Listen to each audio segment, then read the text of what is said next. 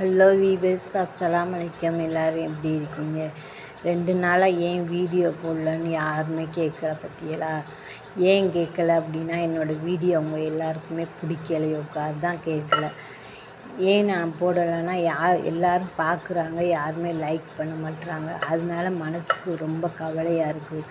அதனால தாங்க போடலை. இன்றைக்கி ஏன் போட்டேன் அப்படின்னா, கவலை ஒரு பக்கத்தில் இருந்தாலும் நமக்கு லட்சியத்தோட பாதையில் நம்ம போகணும்னு நினச்சிட்டோம்னா அந்த பாதையில் தான் நம்ம போகணும்.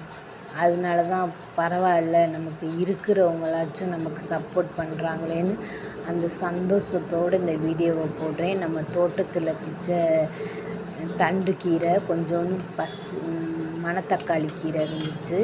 அது 2யும் கொஞ்சம் கொஞ்சம் நறுக்கி வச்சுருக்கேன். நறுக்கி இந்த மாதிரி கட் பண்ணி தான் நம்ம சமைக்கணும். கட் பண்ணி சமைக்கிறனால முழு சத்துக்களும் அதில் நிறைஞ்சிருக்கிறதுனால அந்த சத்துக்கள் நமக்கு போகும். அதோட நம்ம பிள்ளைங்களுக்கு வெயில் காலத்தில் உரப்பு அதிகமாக சேர்க்காதீங்க, வயிற்றால வரும், வாந்தி போகும்.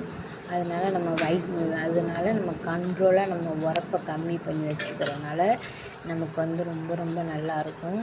இந்த வீடியோவில் எதுக்கு நான் இதை சொல்கிறேன் அப்படின்னா, என் மகளுக்கு சாப்பிட முடியும்போது தொண்டையில் ஒரே எரிச்சல் வருது.